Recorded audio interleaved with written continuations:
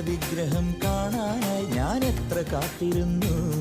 N സകല സങ്കടം ചൊല്ലാനായി ഞാൻ നോമ്പു നോറ്റിരുന്നു. കണി കാണും ഗുരുവരനെ, കനിവോനും ശിവസുതനെ, ജനി പാപദോഷവും ദാനപുണ്യവും ശിരസിലെ ഇരുമുടിയായി കാട്ടിനുള്ളിലിരിക്കും ശ്രീഹരിഹര തിരുമകനെ. പാട്ടുപാടണ നേരം പടിയേറ്റനെ പരമ്പൊരുളേ.